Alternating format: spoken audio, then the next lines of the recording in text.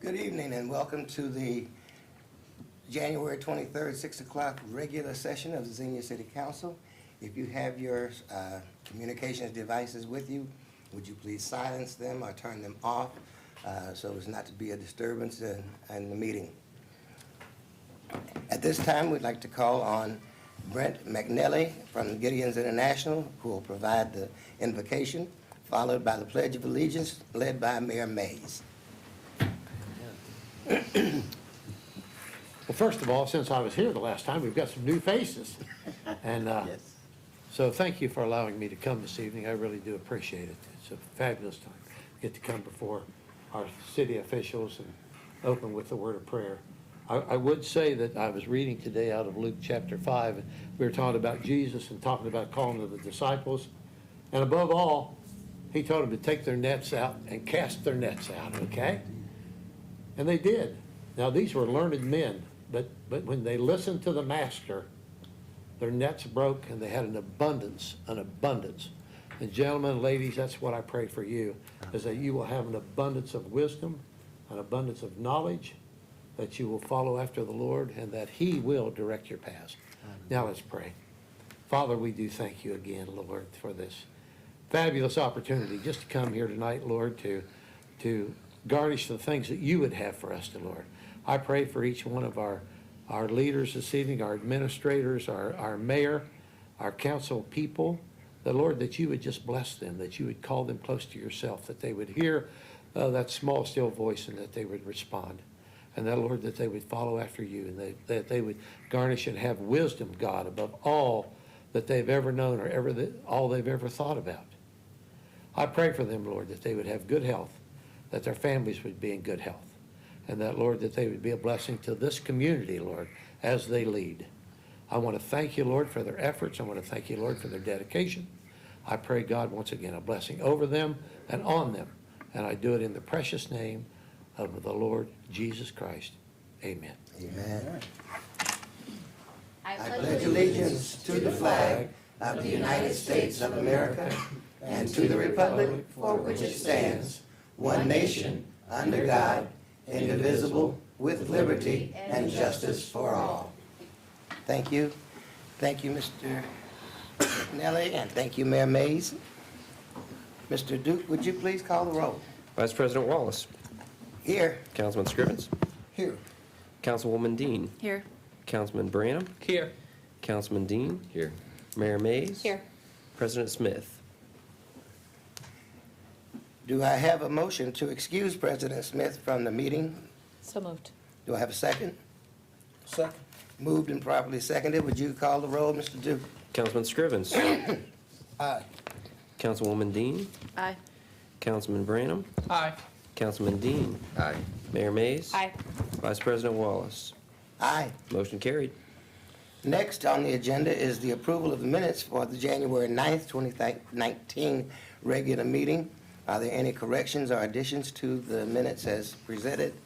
And do I have a motion to approve? Motion. Mr. Scrivens, is there a second? I'll second. A second by the mayor. Are there any questions about the minutes? Mr. Duke, would you please call the roll? Councilman Scrivens. Aye. Councilwoman Dean. Aye. Councilman Branham. Aye. Councilman Dean. Aye. Mayor Mays. Aye. Vice President Wallace. Aye. Motion carried. Mr. Merriman, I defer to you for the special presentation on EMS billing. Thank you, sir. Appreciate the opportunity this evening to provide for council and for our viewing public some background information and information on some changes that the city is looking at implementing relating to our emergency medical services. I want to start by saying that we're actually excited that there's been community engagement on this issue. This is a really important issue for the city of Xenia. Because it's related to a core service delivery and public safety. It's a very costly service, and it's a part of the quality of life in our community. So we're excited that there is public engagement, excited to be able to have that debate and provide some facts for all of you as you consider policy moving forward. This, of course, does relate to some policy decisions that council, the last council made in the fourth quarter of last year. So we are arriving upon the implementation phase of some of these changes in our approach to EMS services as well as EMS billing. So I want to do two things tonight. I want to start with a brief PowerPoint presentation to give some context to the situation that we face relative to our EMS call volume. And then we'll supplement that with a video that we've created that explains some of the degree of service delivery that we have related to our EMS services in the community. So let me start by just introducing that this is a discussion with you and the community about the future of emergency medical services in our community. And I, again, want to encourage that we think it's great that there's a community discussion going on about this because it's so important. I want to give some context in again, trying to respond to some of the narrative we hear from the community. What is the funding system for our fire division and for EMS services? So this first chart demonstrates our 270 fund, which in our budget is our public safety fund. So this is representing revenues for all of our public safety services, fire and EMS, police, as well as communications. The key thing I want to point out here is that all of the revenue derived from taxes that is required to go toward fire, EMS, and core public safety is going to that purpose into this fund as represented by 41% of the total revenues here. But you'll note that that is just a fraction of what it costs to operate these services. So EMS billing, other reimbursements, we still have to, on top of those, make a general fund transfer of 35 to 40% per year to cover the total expenditure for our public safety services. Of course, you know, a huge part of that is EMS services in our fire division. So again, how do we fund these services? Well, all of those dollars that come in as part of our EMS billing go into our 270 public safety fund. All of the required income tax revenue that's supposed to go toward those services goes into this fund, and we still have to take additional tax dollars from our general fund and transfer it here to cover these services. Okay, that's great. So we understand where the revenue is coming from, but how much has the city been spending in our fire division? So this next chart demonstrates the trend in our fire operations, excluding capital purchases, from 2010 through 2019. So the blue line demonstrates the actual expenditures, and the black thinner line is the linear trend. So you can see that over the 9-year period, we're averaging about 3% increase per year, which is well within what we would expect with cost of living and inflationary standards. The two upticks that you would note on the chart are both years where we had additional expenditures related to the addition of staff through our SAFER grant program. So where you've seen any significant increase, it's as a result of additional staff that's been added, and ostensibly at that time with grant funding to help offset that expense. So we think we can demonstrate a very good track record of good stewardship in an environment where the service demand is continuing to increase. So again, giving some context to the financial situation, but let's talk about the community dynamic associated with these services. So what I wanted to show in this next chart, from 1920 to the projected 2020 population in the city of Xenia, and I want to specifically note from 1990 to projected 2020 You'll note that that represents an 8%, about an 8% increase in population in the city of Xenia over that 30-year time period. So 8% increase in population.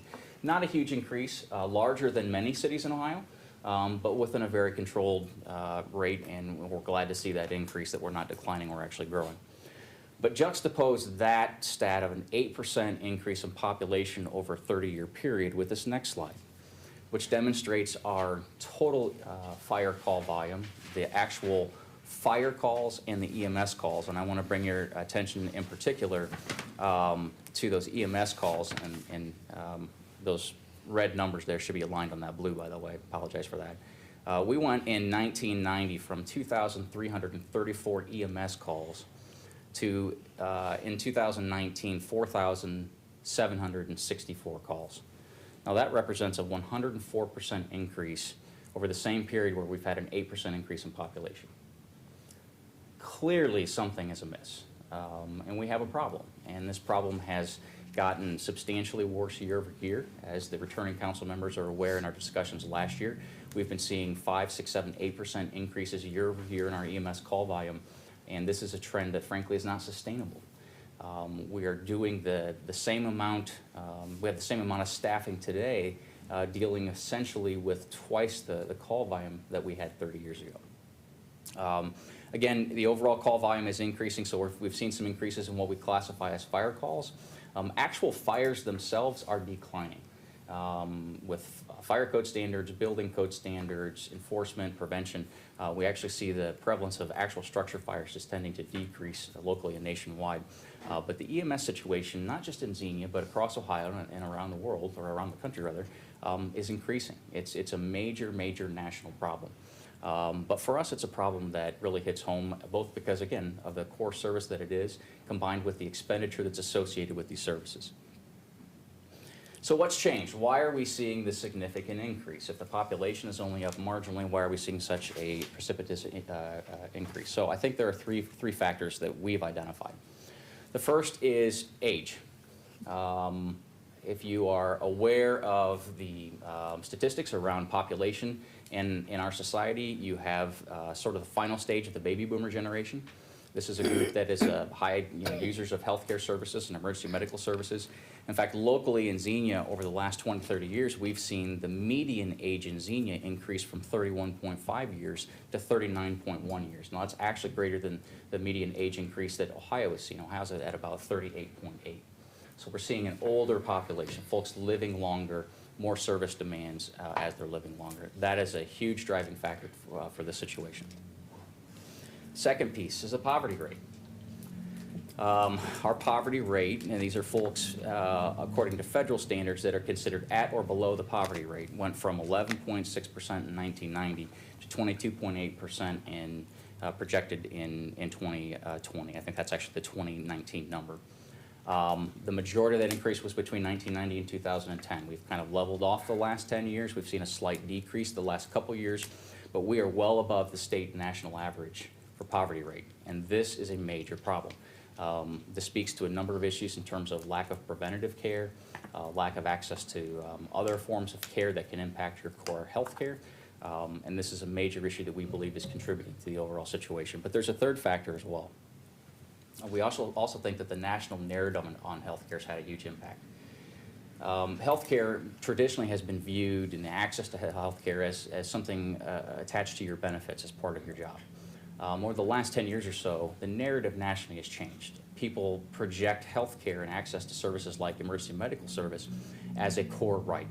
Now, I'm not here to debate that issue, but I think that how people in our society perceive access to these services, there is more of an entitlement factor than there used to be. And that has lent, we believe, to some degree of misuse and abuse to the emergency medical services, as well as our 911 services locally, and I think you're seeing this nationally as well. So we think it's a combination of these factors, and there is no one policy change that fixes this problem. In fact, I would argue that the best you can do at this juncture is to try to curb the increases that we're seeing, get it to plateau, in the hopes that long term we have service delivery that's sustainable. The reality for us today, though, the current dynamic is not financially or operationally sustainable. We cannot continue to absorb the additional service demand year over year without seeing some type of service delivery change. And I want to stress that we are looking at a variety of measures that are intended to forestall or prevent the need for any kind of tax increase. We want to try to shift the additional expenditure back to the folks that are using it. We want to try to provide alternative services that lessen the demand. We want to have a community conversation about health and preventative care so that we are taking a more proactive and diversified approach to dealing with this issue.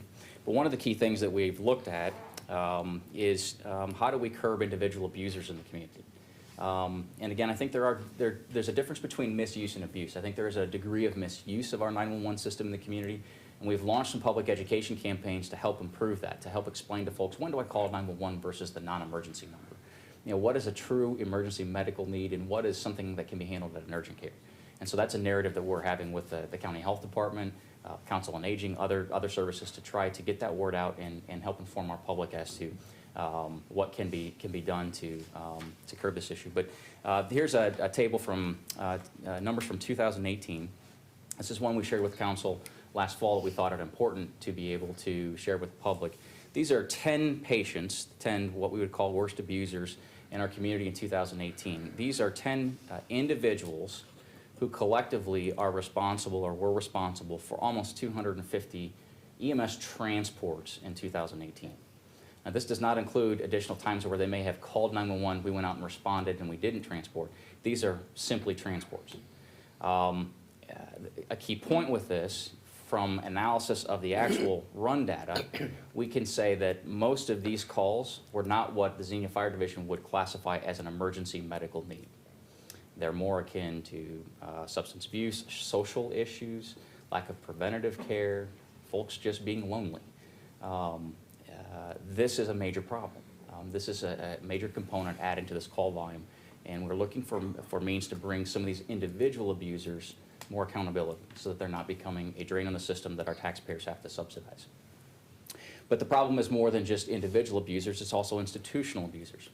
The prior council and this council's had discussion about nursing centers in our community. This chart demonstrates some of the larger assisted living or nursing care facilities in our community, and you're going to see all but one of these had an increase, some of them substantial increases in the number of EMS transports from their facilities in 2019. I want to point out the one on here, Pristine Senior Living, this is now Xenia Health and Rehab. They've actually seen a decrease, and we want to point out why we think that is. They actually have partnered with Kettering Health. They have a doc on site who's providing more actual services. So with that additional service at the facility, they're seeing a decline in EMS calls, whereas these other facilities are seeing an increase. We can point, a lot of these increases have to do with falls. What we are seeing is these facilities are instituting policies as a means of liability deferment, that they are trying to pass the liability of a fall off. They can't find a transport, so they're calling 911 for a simple fall issue when they want to have a patient evaluated. And in some cases, the patient probably really has no issue, doesn't need to be transported, but they're calling 911 and we're having to transport these patients. There are other issues, standard tests that are scheduled for these patients. What we see oftentimes, the private transport services are way overburdened. There's more demand than what those private agencies can provide. And so we're oftentimes called as an emergency medical service to transport a patient for a standard test at a facility. So these are frankly abuses of our 911 system and emergency medicine. And it's from some of the institutions in the community, and we believe that there are some changes to bring not only more accountability, but working with these institutions to try to set a different narrative and adopt a better policy. There are other institutional users in the community that present a problem. This chart demonstrates some of the other, what you would consider subsidized housing or special services for which we provide transports in the community. Some of these, like John Sale and Xenia Towers, obviously a lot of subsidized housing there. That speaks to what I talked about earlier in terms of some of the poverty issues, people not having access to care or not making that a priority for preventative care. And so we're seeing these increases. Again, they're not institutionalized in the way of a nursing center, but they are subsidized housing, and so we're worried about that when we see these kinds of increases. I do want to point out the one we included on here, Central State.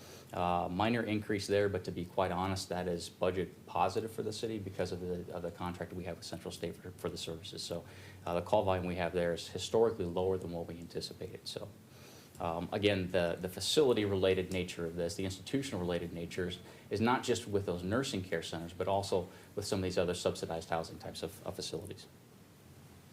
So some key points that I think we want the public to consider. Yeah, One slide. sure. Would you go back one slide? I didn't notice that Right Cycle Estates was on there at all. Right place. It was on previous.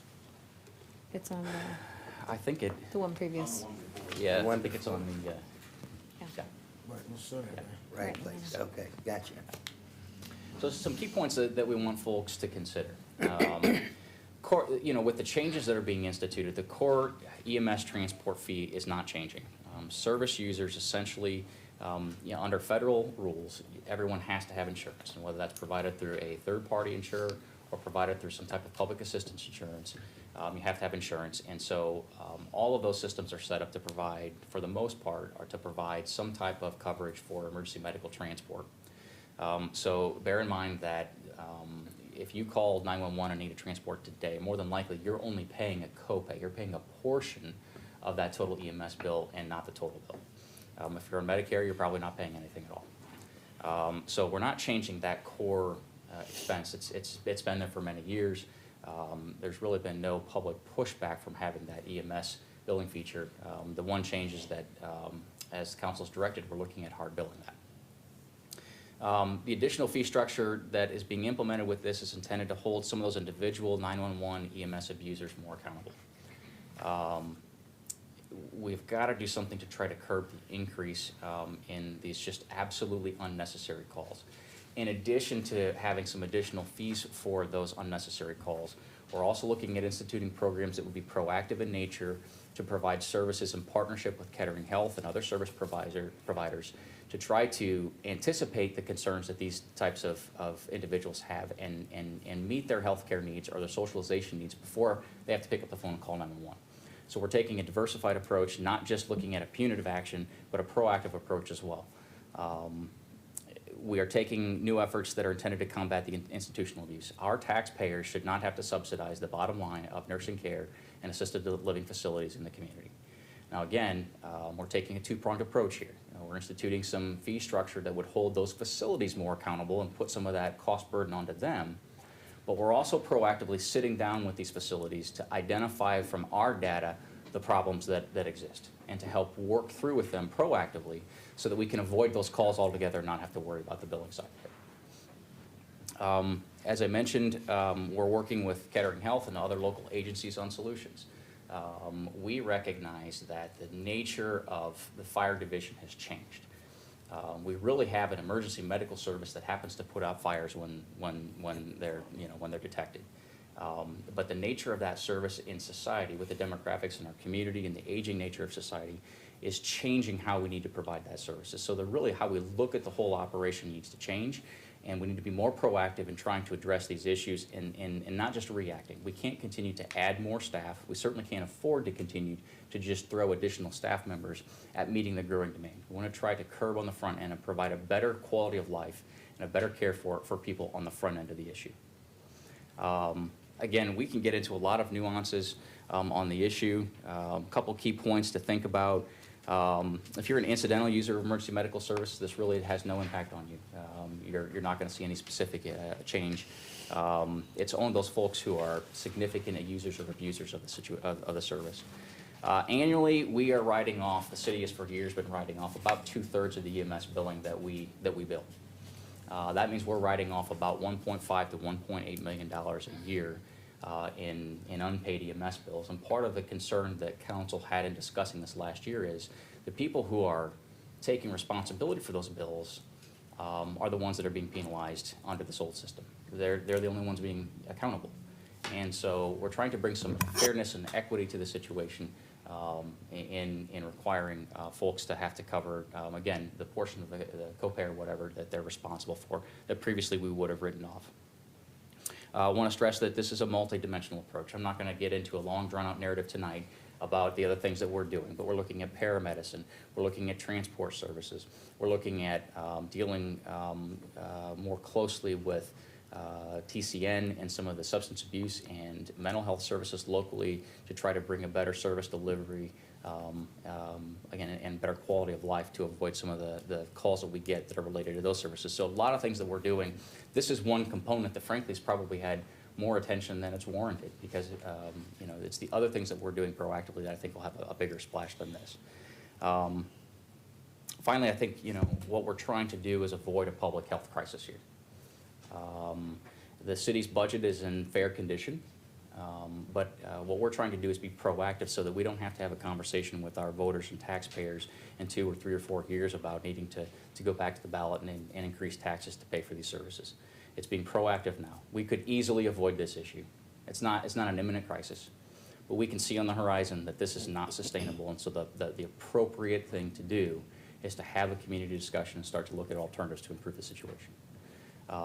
So that's the core presentation here. The other thing I wanted to do, one of the questions we frequently get, and I apologize, this has already gone longer than I wanted.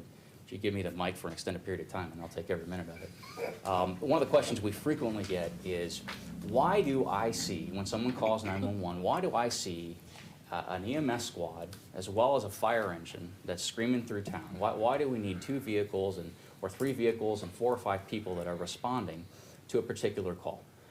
So we've put together, with the help of our staff in the fire division, a little video that kind of narrates and explains what we're doing. We provide a high level of care for critical incidents, for trauma incidents, in the hopes that we can preserve life. And we're very proud of the quality of care that we provide with our paramedic services. And this video kind of demonstrates what goes into that response. So if we can cue that up from the booth.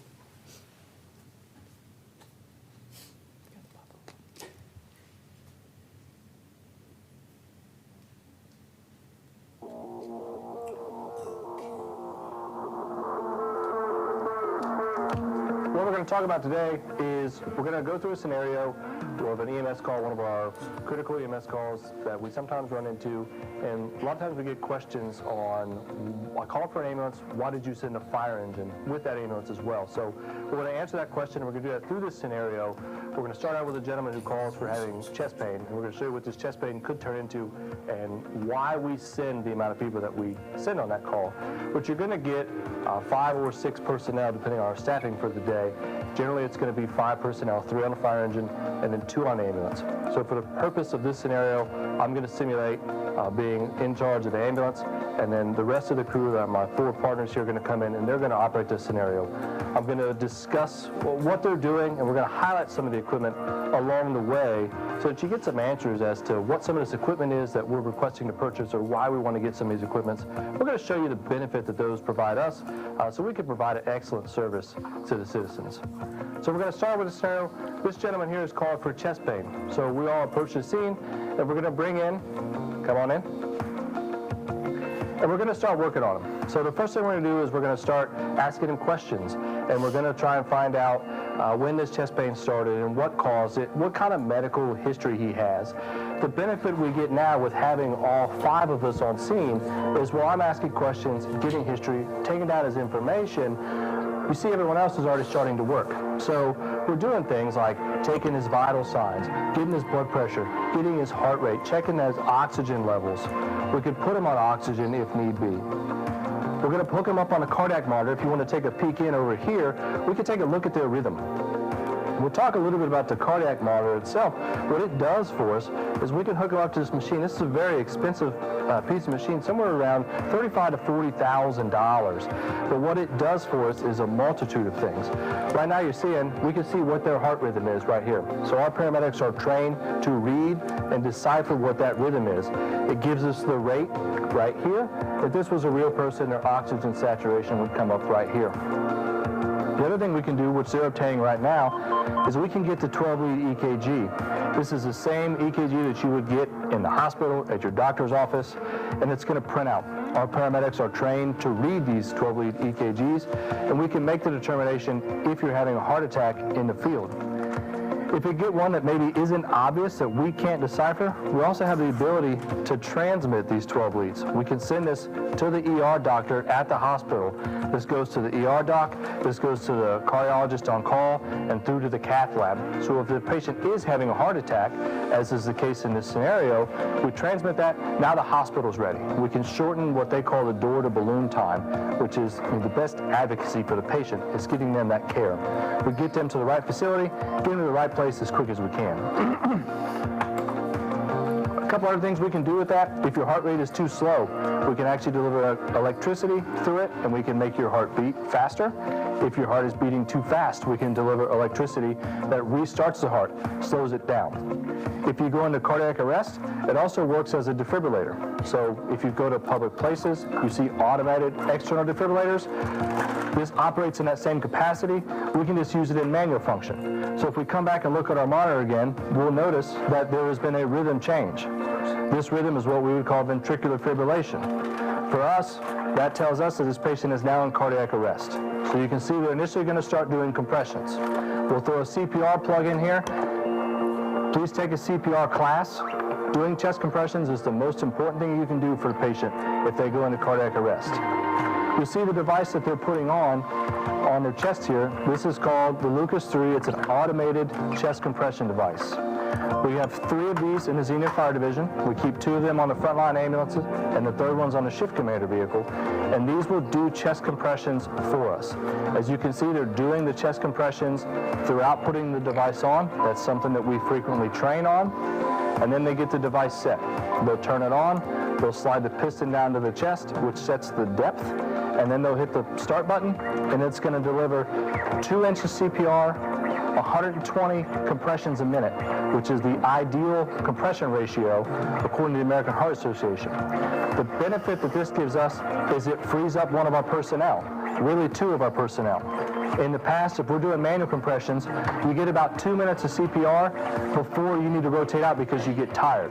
The machine doesn't tire. We carry 2 batteries. We also have a converter that we could plug it into the wall if we had to run a prolonged scenario.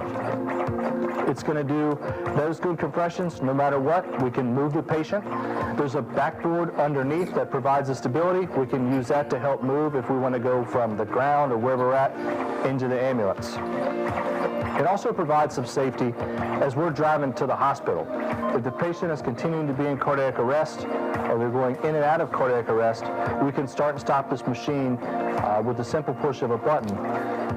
If we're doing manual compressions and we're driving down the road, that puts our paramedics in an unsafe position of having to be standing up, bent over, as the crew is driving lights and sirens to the hospital. Now with the Lucas device, our folks can sit back and be more restrained while the device is doing the compressions for us. Okay, you'll notice Brandon over here, he just simulated putting this device in. So this would be simulated that we're going into the bone. So this takes place in the place of an IV. We generally put IVs in so we can deliver medication. In a cardiac arrest scenario, the veins may be depleted because the heart hasn't been sending any blood. So we can actually take this needle and we can deliver it into the bone. We can go into the shoulder in a cardiac arrest scenario, and then we can deliver this medication through this IO into the bone, and it goes right into the vessels to the heart. The next thing they're doing is they're working on intubating the patient. So they're assisting the ventilations with the bag valve mask device, and then they put the tube down in the throat. The device they used for that was the King Vision.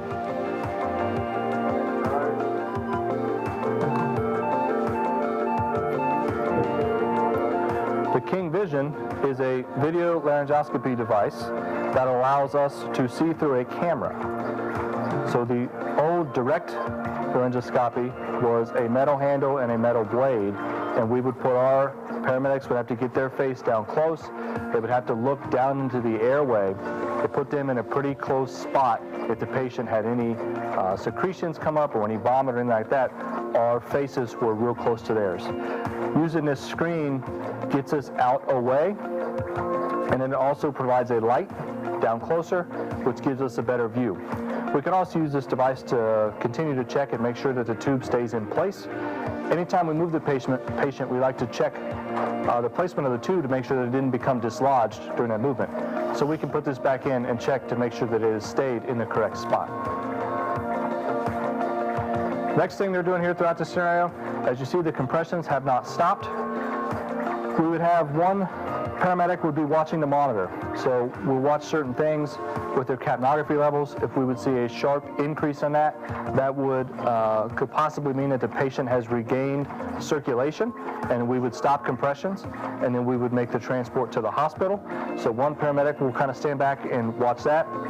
If we're also giving defibrillations, as in the case in this scenario, they're giving those every 2 to 3 minutes. We're doing defibrillations as well, which delivers a shock through to the heart to try and restart it. We're going to continue to assist their ventilations because at this point they're not breathing on their own. So we're going to give a breath once every 5 to 6 seconds. And then through that IO needle that we put in their shoulder, we're delivering medications. And we will go through a host of different medications that are used to attempt to start the heart back up.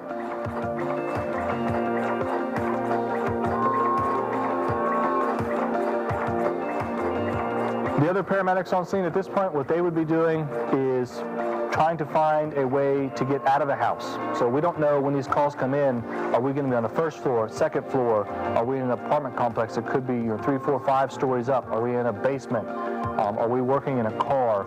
We don't know where these are going to be until we're dispatched there. So they're going to be working on a way to get these patients out. So we always work with the concept that the patient's going to regain circulation and we're going to transport them to the hospital. So we're going to have a plan to get them out. So they're working on that right now as well. We take a look at the monitor, we see another rhythm change. So now we have a heart rate back. So we're now going to load this patient up for transport to the hospital.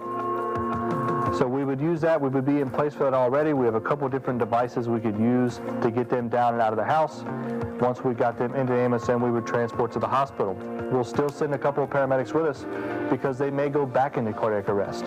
So we will take 1 to 2 additional paramedics with us to the hospital.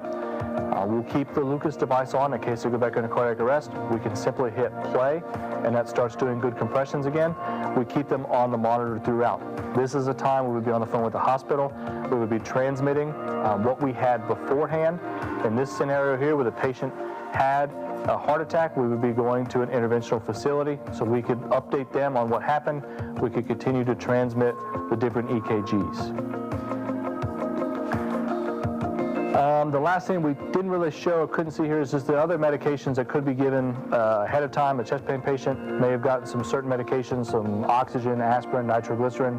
So those are all things we're doing consecutively through the assessment process. We hope that kind of answers some of the questions that you may have had about some of the equipment that we have and why we send some of the personnel we do. We can touch on that a little bit. That's all done off of dispatch codes. So the dispatchers will ask a select number of questions when someone calls 911, and then they put that into their computer system, and then that will bring up a suggestion for them based off a system that our folks have designed that says send this equipment to these call types. So certain call types will send both the fire engine and the ambulance right away. Other times if the ambulance gets there first and they need some help, then they can always call for the fire engine later as well. If you have any subsequent questions on any equipment, if you would like to come up and see anything we've done, feel free to stop by Fire Station 1, 225 East Main Street at any time, and we'd be glad to show you what we have. Thanks for watching.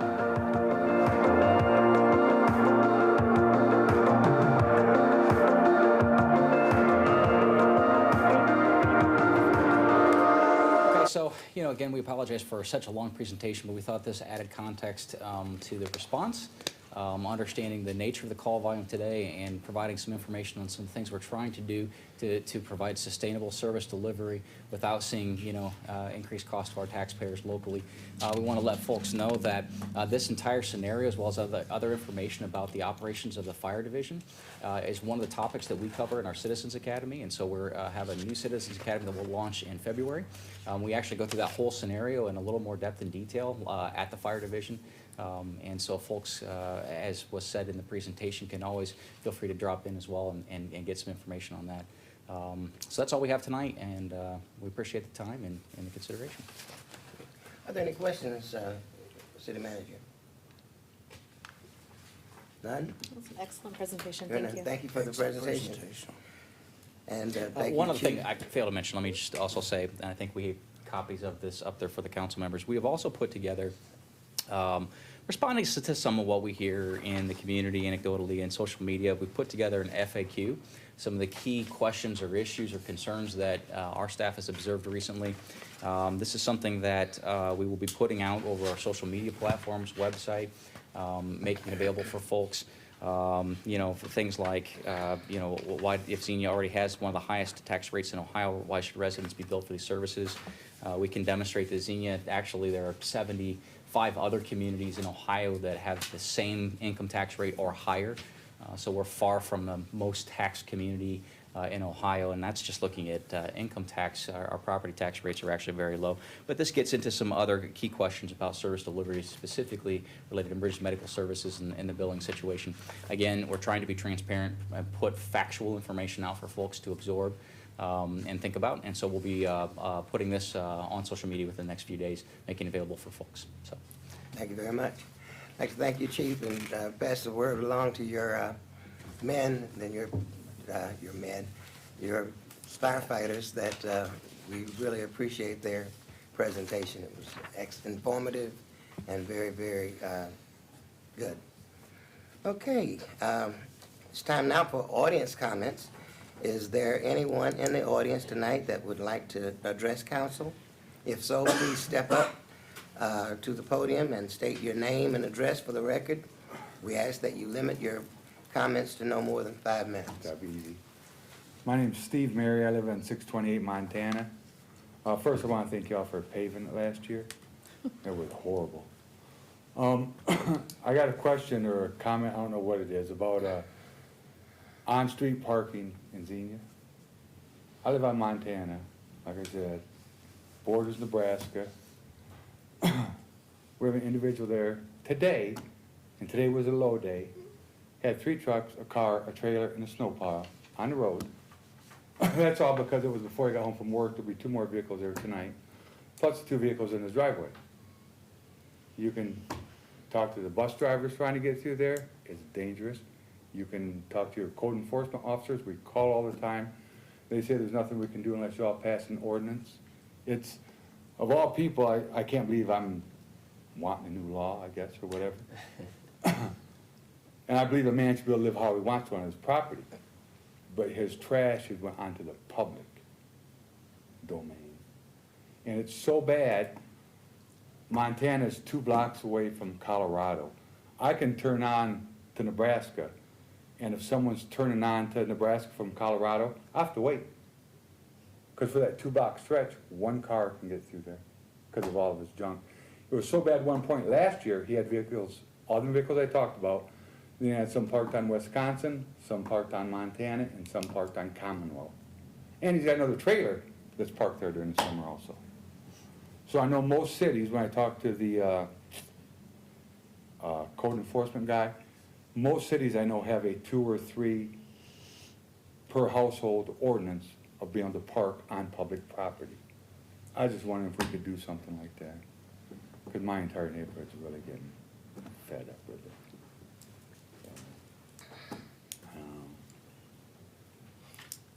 Well, we appreciate your comments, and I'm certain that Mr. Forster heard that, and he supervises the code enforcement folk, and if there's something that can be done, I'm sure. Well, they know who I'm talking about. I spoke to them today, and they said it's like 1947 Nebraska there. They know. It's horrible. Mr. City Manager? Yeah, we'll get in touch with them and have more discussion. Thank you so much for bringing it to our attention. This time we have old business, and there is no old business, so we'll move on to the public hearing. And was there any other comments? Any other comments from the audience?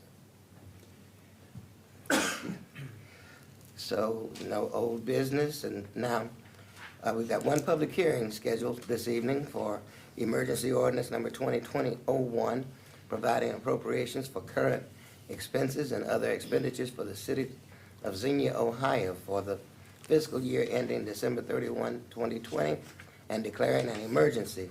This is a 2020 final budget and annual appropriations ordinance to wrap up the end of 19, right?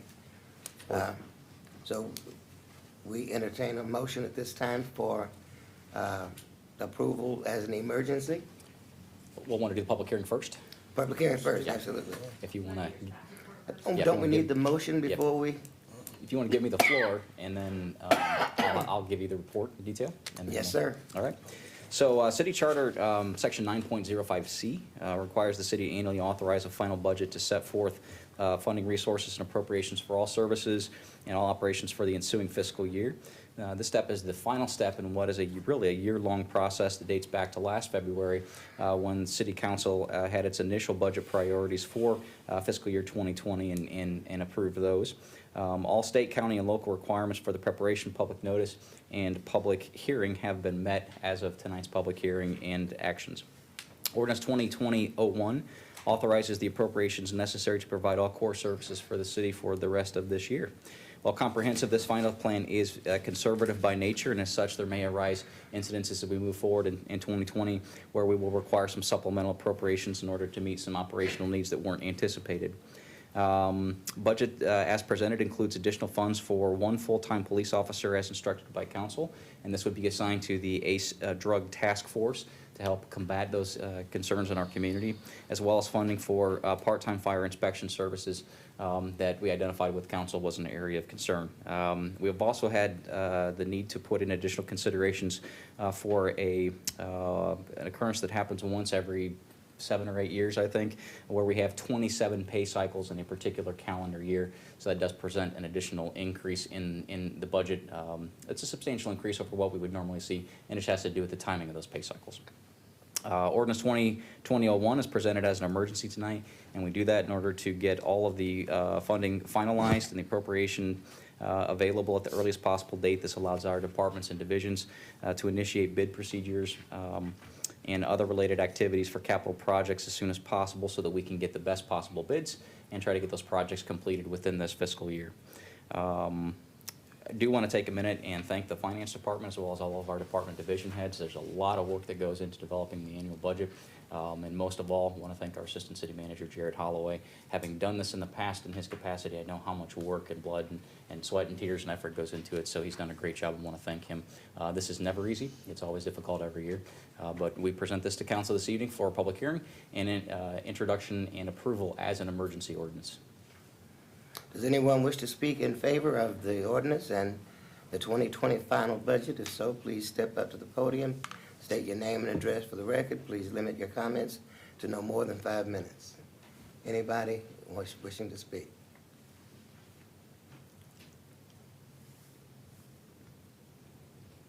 Seeing none, does anyone wish to speak against the ordinance and the 2020 final budget?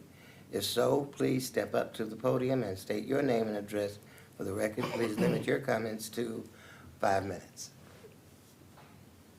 Seeing none, at this time I'll ask for any council comments. Mr. Vice President. Yes, sir, Mr. Scrivens. At some point, Mr. Finance Director, I'd like to sit down with you and just talk about the 601, the 603, and the 711, just so I can be a little more conversant. Sure. Anyone else?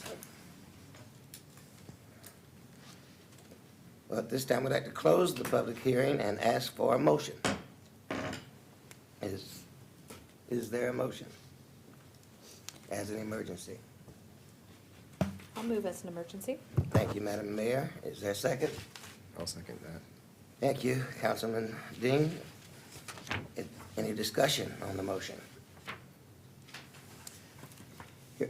Vice President, just want to point out that our year-end numbers last year demonstrated a pretty substantial increase in income tax.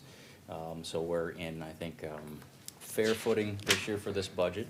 It doesn't mean that we have abundant resources to start spending on everything we'd love to do, but we feel that we're in a stable position, and with some continued paced increase this year should bode well for us moving forward. So as we've shared with council moving up to this point, overall the budget for 2020, all things being considered, appears to be pretty strong. Thank you, Mr. City Manager.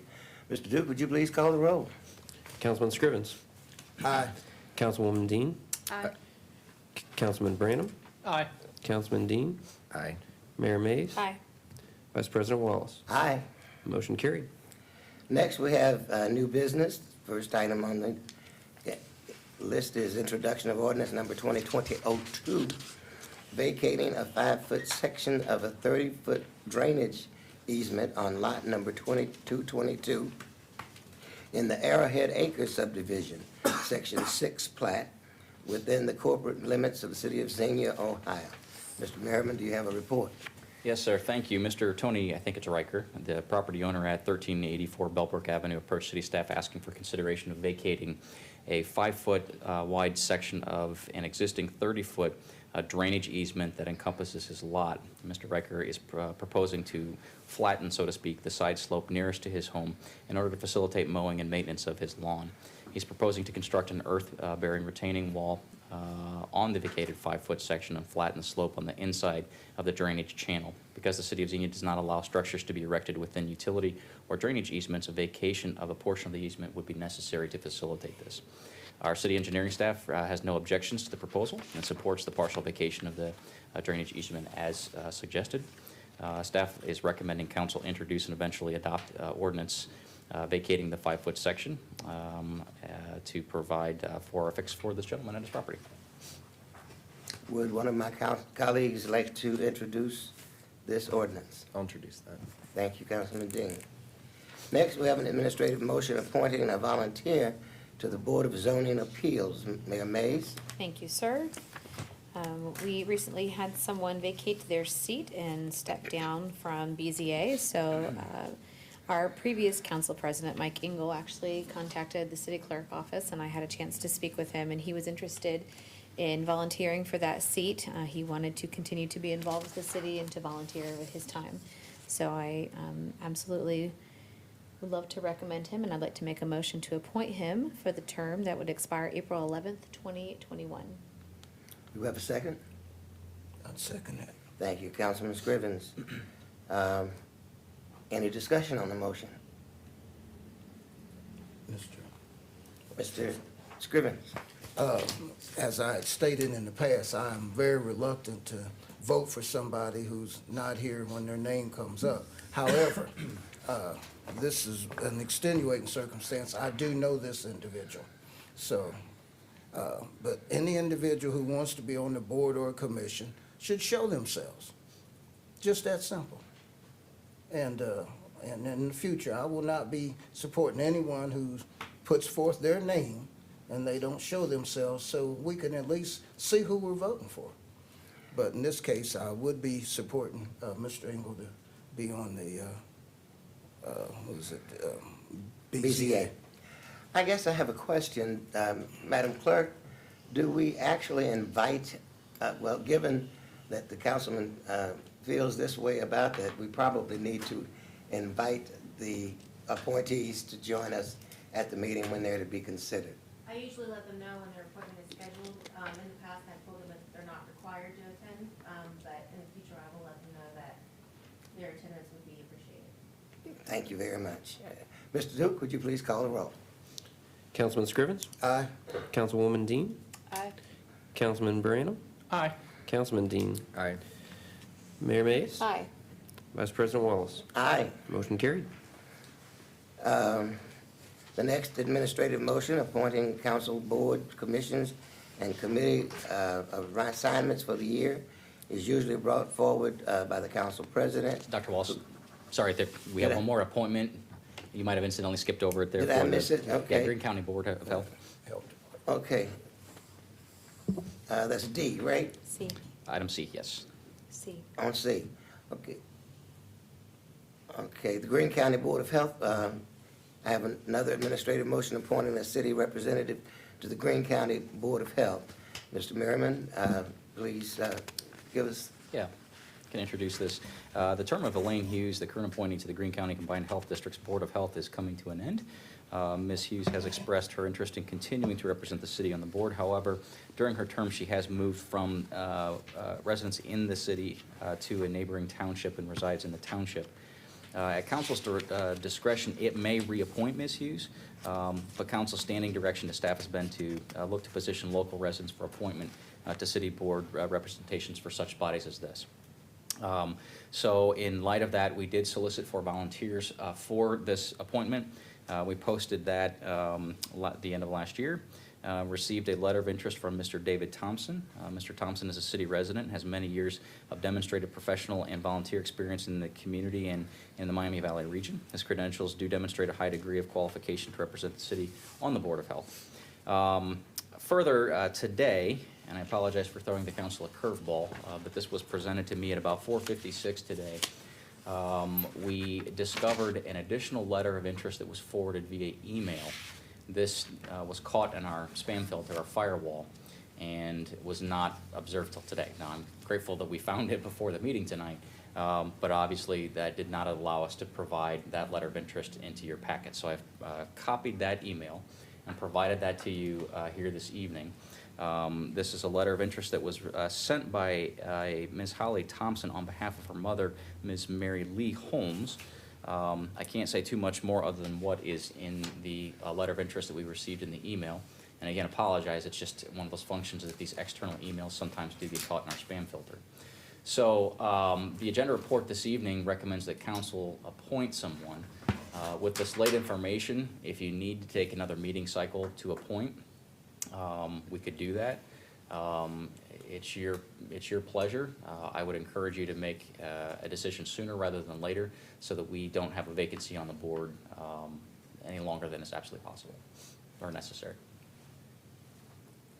When does the Elaine's Early appointment February, I expire? think. Mhm. Early in February? Early February, yeah. Yeah, what's the pleasure of council? Mr. President, I see that we have 3 qualified applicants for this position, and I think we should at least consider them a little more in depth than just cursory here tonight. So I would suggest that we bring this back to the next session before we vote on it. The next meeting is, February, Next 13th. regular 13th? session. February 13th. so are you suggesting we table this matter until? To the next regular session, and we'll. Is there a vote on it second? then. I think the person should at least live in Xenia. That's my only comment.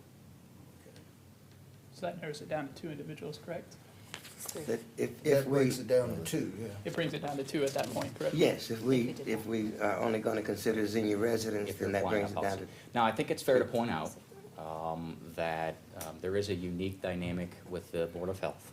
A number of the community appointees, including Xenia's other current appointee, do not live in the communities from which they're appointed. Ironically, there are 2 appointees, I think one from Fairborn and one from Beaver Creek, that live in the city of Xenia. Now, council's policy has been you want local residents, so I think that's an absolutely fair policy, but you know, just playing devil's advocate, I want you to be aware there are some unique dynamics on the board. I think you have some good candidates here, and we are always hard pressed to find qualified folks who want to put their name in and offer up volunteer service. So we're grateful for all of these individuals for putting their name forward. Ms. Hughes also does own property in Xenia. Correct, yes. Also, as a point of clarification, and the law director's not here this evening, but I don't think that a motion was made originally to appoint someone. I don't know that you necessarily need to table something tonight. I think you could just decide as a body not to introduce someone for approval this evening, rather than tabling it and then coming back and untabling the issue at the next meeting. Procedurally, it's easier for you to just, Well, I To would- just not take action tonight. In light of that, I'd withdraw then the motion to table, then we'll just not recommend anybody tonight, would that be? yeah, and I think the instruction then, or the inference with staff is that we'll bring this back and schedule for the February 13th agenda. Very good. Well, I don't know either of the other applicants, but I do know David Thompson and have served with him for the last 4 years on the, 3 years, on the EDAB, so I certainly know him. But anyway, we'll consider it in 2 weeks. Let's meet with the approval. Okay, the next administrative motion is appointing the council boards and commissions, committees, assignments for the year, and it's usually brought forward by the council president, who was unable to be here this evening. Therefore, I will present the list on his behalf. However, I know there are some changes being made to this year's appointments, Mr. Merriman, and I don't have that listed before me. Yeah, so we are making the recommendation to council, and this is pursuant to some of the discussion that we've had in the training session and whatnot earlier this year. We are recommending that some of the core board and commission assignments, as required by charter or otherwise, be filled. There are some other minor committees that we're recommending that council leave vacant temporarily. After discussion with the appointed authorities and with council, we think there's an opportunity to consolidate some of those to simplify that process. And we're looking at recommendations that would assign some permanent standing committees by functional area, so the council has more direct input into some of the operational issues, not operational, but the core policy issues, looking at a public safety committee, a utilities committee. So we would consolidate some of these things, make it a little cleaner, so we don't have these, so many committees that have one purpose that meet once a year. Makes it a little easier for you, and again, provides a more direct means of discussion with council on this. So again, tonight, we're recommending some of these core board and commission appointments be made, and that otherwise we suspend the rest of these pending further legislation to come back for some restructuring. Okay. Do we want to read any of these into the record, or are we going to just? Madam Clerk? It's in the staff report, so it's entirely up to the comfort level of the council members voting on this. I think for the benefit of those watching and so forth, it may be helpful to read them into the record. Okay, I guess I'll start with, therefore, I respectfully recommend the appointments listed in the recommendation below and assign the mayor and council members to various boards, commissions, committees as follows. Finance and Budget Review Committee, Wesley Smith, Levi Dean, and Thomas Scrivens. Greene County Career Center's Health Science Academy Advisory Board, Thomas Scrivens.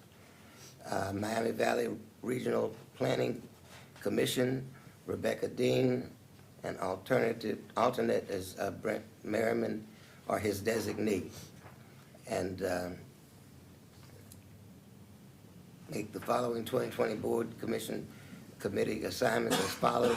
Chair of the Board for Recreation, Arts, and Cultural Activities, Wesley Smith. Chairman of the Planning and Zoning Commission, Chair Cody Branham. Chair of the Traffic Commission, Levi Dean. Chair of the Economic Development Advisory Board, Edgar Wallace. And Xenia representative to JED, one board finance director, Ryan Duke, for a 3-year appointment. I thought that was for councilmen. No, the JED board really can be any city appointee, and typically the finance director's been assigned because I act as the treasurer for that board. Certainly if somebody else wanted to take on the responsibility for being the treasurer of that board, You're the money certainly man, welcome to do sir. that. But I think historically, council's appointed the finance director, and the finance director has been appointed by that JED board as the treasurer, because the city does collect the taxes for that JED board and then do the distributions and a lot of those types of accounting functions for the board. That, and he does the least work, so we wanted to put something else on his schedule, so. No, we Okay. would need a motion for these secondary appointments, Dr. Walsh. Can we have a motion, please, regarding the appointments that I just read? The appointments. I'll make that motion. Said we needed a motion. Is there a second? I'll second that. It's moved and properly seconded. Are there any questions? Anybody want to give up anything or pass it off to somebody else? Scriv, you got your work cut out for you. Just a reminder, there'll be additional, Councilwoman Dean. with some of these restructuring, additional assignments, and I actually think you'll be very interested as we look at delving into some of these utility issues, landfill issues, public safety issues through some of those new committees. Okay. Mr. Duke, would you please call the roll? Councilman Scrivens? Aye. Councilwoman Dean? Aye. Councilman Branham? Aye. Councilman Dean? Aye. Mayor Mays? Aye. Vice President Wallace? Aye. Motion carried. Okay.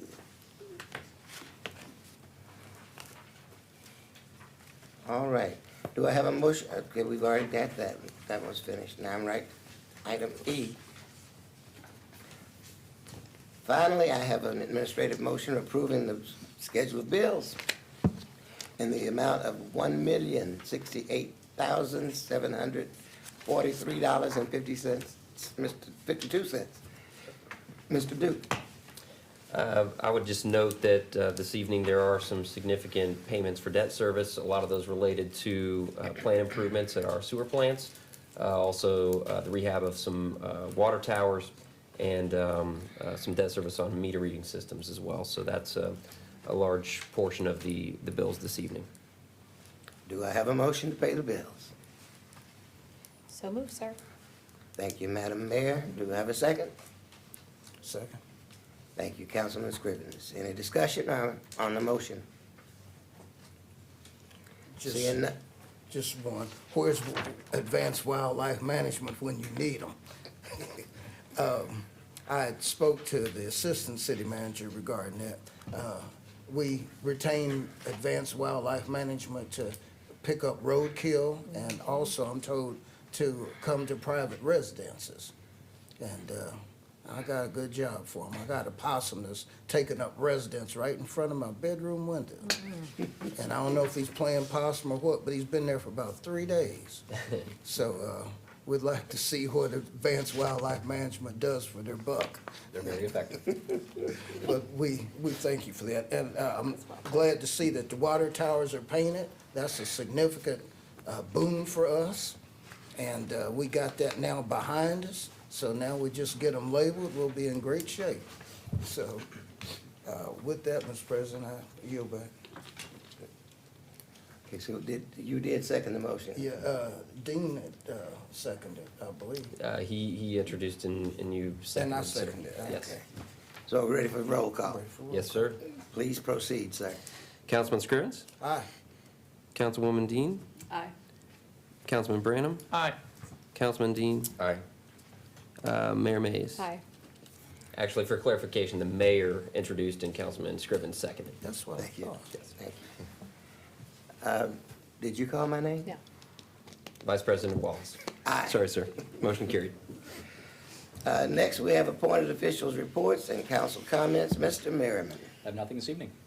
Mr. Duke. I have nothing else this evening. Madam Mayor. I actually have nothing other than I'm behind in my emails and catching up in voicemail, so I apologize. I've been out of town. Councilwoman Dean. I have nothing tonight.